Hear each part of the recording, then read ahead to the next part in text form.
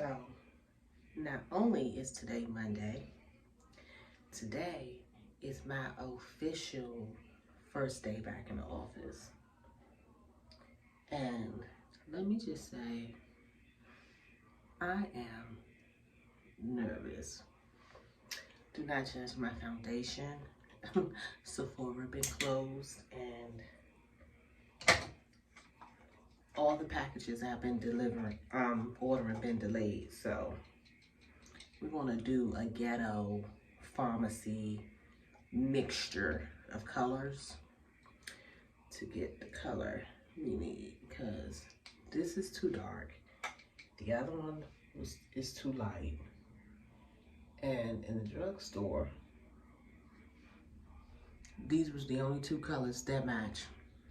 It's all about the lighting, y'all. So it's my first day back to work in office. I am a workaholic, so this whole time I have been looking forward to this day. But now that the day is here, I am beyond nervous. Like, beyond. And the reason is because on a normal day, my allergies bother me in the office. So I feel like, am I going to be in the office all day like, oh my God, was that sneeze corona? Oh my God, it's something in my throat. You know, I'm not ready. I thought I was ready, but she ain't. The good thing is they are transitioning us back into the office. So we've been teleworking from home since March. So I believe we're going to be doing this transition the whole summer. So I go in the office 2 days a week and I telework 3 days. I think that is necessary for my sanity, okay? So that looks better. Make sure you get under your chin, because you don't want to be walking around with not looking blended. So, did I say I wasn't ready? I'm not ready. One of my co-workers, a couple of my co-workers unfortunately had the virus. Thankfully, all of them has healed from them. A couple of my family members on my wife's side had the illness. Thankfully, they healed from it. And 3 friends had it. They healed from it. I know one person who passed away from it.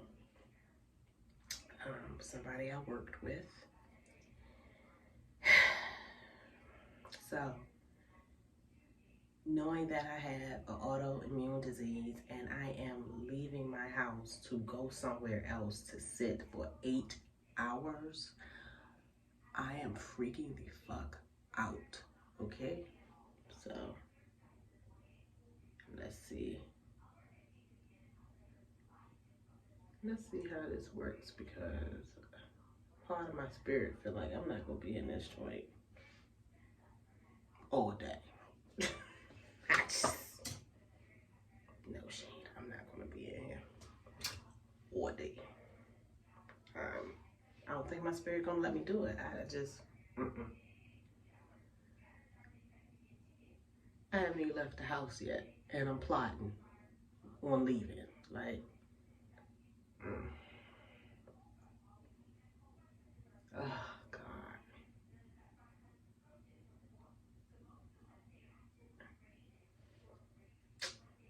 Let me do my eyebrows and focus. And have y'all tried the crown cakes? I love their lipstick. Oh my God. I'm not really into all of the colors because I'm old. I'm 39. I'm not about to be walking around with no blue ass lips. But this lipstick lasts all day if you find the right color. Crawfish is my favorite. I think that's the highest seller because it's always out of stock. So let me do this before I poke myself in the eye. I'll be back. So this is the finished look we're going to do today. And we have some, I don't know if you can see it, but wedges. So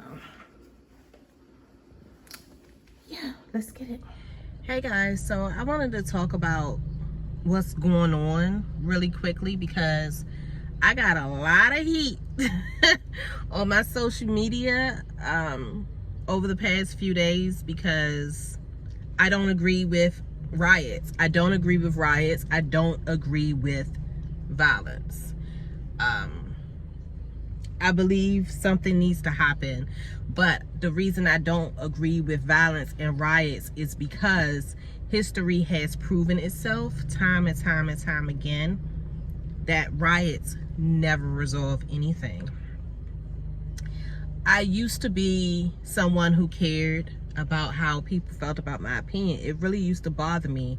I would sit there and be like, why is they so mad that I feel this way? Like, I have my opinion, you have your opinion, we're two different people. The opinion is not going to mesh all the time. And the older I got, the more I realized that it wasn't actually my opinion that bothered people.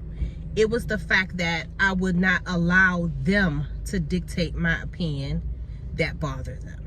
I feel like a lot of us give people too much power over our being. My thoughts is mine, so I'm gonna feel the way that I feel. I can't speak on the riots in history's past, like the 60s and 70s and 80s. But take the Rodney King riot. Nothing changed. Take the Freddie Gray riot. Nothing changed. Correction. A whole lot changed in this community. A whole lot.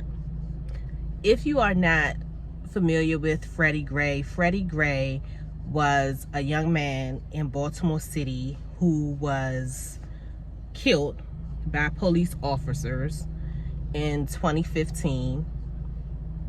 And the reason a riot broke out is because this wasn't the first time that somebody was killed by police in custody in Baltimore. What typically happens in Baltimore is, something's in my throat. The city usually brushes it under the rug and gives the families of the victims huge checks. That's usually what happens. At this time, the city reached its boiling point. This is probably, I can't even tell you what number he was as far as the amount of people killed in this city by police. The difference between that case and other cases here is that was the first case that made media. And the reason that was the first case to make national news is because the city got tired and they rioted. So the riots started at the subway station and at the mall. The kids, because it was started by children, by high schoolers. That's what made the Freddie Gray riot a little different. They destroyed everything. They destroyed the Target. They went in the mall. The mall was closed down for maybe 6 to 7 months after the riot. Target tried to reopen, but it ended up costing them more money because they had to beef up their security. They had to hire new security guards. They also had to hire off-duty police officers. And even when the riots was over, people in and out of the community continue to feel like, oh, we stole from them during the riots, we can continue to steal from them. So they ultimately made the decision to close the store, close the Target down, because they could not afford to keep losing money. Like, the theft was that high. During the riot, they burnt down the neighborhood CVS pharmacy. Several elderly people passed away because they couldn't get their medicine. They couldn't get their prescription. It took a while for them to be able to find prescriptions, transfer them to other places. It was a whole mess.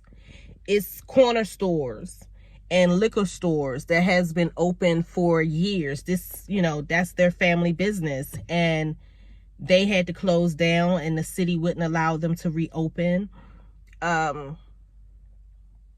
People, cars, innocent people that was just at work, cars was set on fire. I work at a university. Several of our vehicles on the lot was set on fire. They had us locked in. It was a whole mess. And what happened? Because of the riot, arrest was made. They fired the police officers. They indicted the police officers. The police officers was acquitted. They was given their job back. And like always, the city paid the family off. No laws was changed. The police brutality in the city did not change. Nothing changed. If anything, it got worse. The police got worse in the city. If any change was made, that's what happened. So for me, I don't feel like rioting is the answer. I believe we need a change. I believe something needs to happen. But I feel like if we want these politicians to make a change, then we need to start becoming the politicians to make the change. We need to show up for these counseling meetings. We need to, become the party crashers and storm into these city and governmental meetings, these caucuses. We need to become the change. We need to become a voice. The problem is we don't speak. When it's time to vote, we don't vote. Like, look at the last election. I can't speak for everybody in the world, but on my personal Facebook page, I have a total of 300 friends. Out of that 300, 250 of them said they wasn't voting, and they did not. We have to stop doing stuff like that. We can't expect change if we're not willing to be a part of the change. That's the only way change is going to happen. We got to stop doing this violent protest. Like, we need to protest, definitely. We need to protest, but we have to stop doing it this way. And the other reason I'm against this is because we are always riding our own communities and we end up suffering. Our property value goes down. We no longer has a grocery store. Like, take that same mall. They are in the process of closing the only grocery store this neighborhood has. The closest Target and grocery store is maybe 10 to 15 miles away. That may not seem like a long way if you're driving, but most people in this community do not have a car. The only reason that grocery store is still open right now is Corona happened. We have to stop destroying our communities. The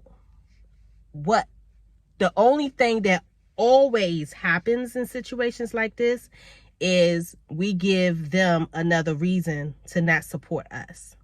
We give the politicians another excuse to not fund our neighborhoods, to not fund our schools, to not do the things that we need to do. And we got to find another way. So I believe we need to do something. What happened to that man was absolutely disgusting. I still can't watch the video. But violent riots isn't it. And I'm also a little confused because if we are angry at white people, if we are angry at cops, why the hell are we destroying our own neighborhoods? Why are we destroying the things that we need? Why aren't we going to their neighborhoods and destroying their neighborhoods? Like, it makes no sense to me, but that's just my personal opinion. I want change, so I plan to be a part of the change. You know, sometimes you gotta stop making excuses and make moves. And I can't speak for a lot of the protests, but the riots that's happening locally in Baltimore and DC kind of feels like people isn't doing this for Floyd. It kind of feels like they're doing it because they just need some new TVs, but that's just my opinion. Going back to work hit different when you actually like your job. I'm still not comfortable being in this motherfucker, but on the positive side, at least it smelled like bleach in there.